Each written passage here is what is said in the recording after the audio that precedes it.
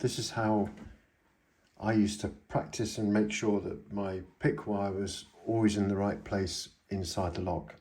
So I took my pick handle and put a piece of tape on there, popped it inside the lock, and then put the pick wire in.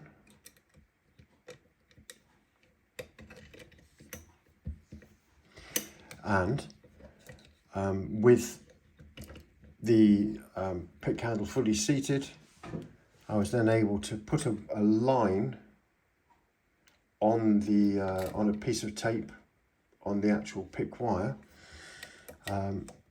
make sure that the pick was hard up against the outside of the casing or the cap, and then transpose that mark onto the piece of tape on the pick,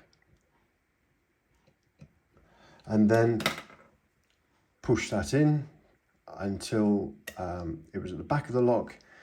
Pull it forward a little bit because lever 5 won't be right at the very back. Pop the pick wire underneath lever 5 and again put another mark on the handle. And so what you'll end up with is you'll end up with a mark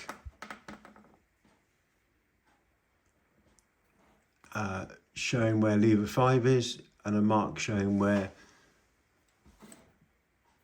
lever 1 is, and then you put a mark in the middle between those and then divide that again to get the spacing for the 5 levers that are inside the lock. And then at any one stage while you're picking, obviously your pick wire will be with the mark on the pick wire. You can align the two and know exactly where you are within the lock. After a while, this will become instinctive. You will know this amount of movement is all that it takes to get from the front to the back of the lever pack. But it is a very small movement. We're talking barely 1.5 millimeters of movement, 2 mil at the most,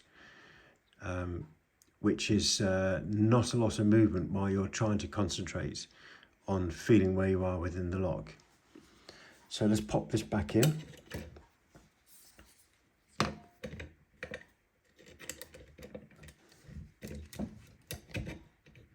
And now if I move the camera so that you can see the marks on my pick, let's zoom in a bit.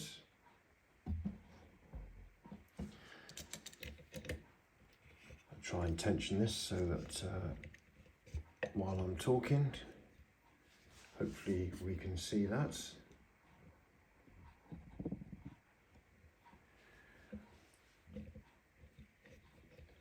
So now, as you can see, as I'm navigating backwards and forwards, I have a scale that I've created myself for this lock that tells me that if I want to be underneath lever 1, 2, lever 3, lever 4 and lever 5. So at any one stage, using my little scale that I've created on here, I'm now able to navigate my way backwards and forwards inside this lock.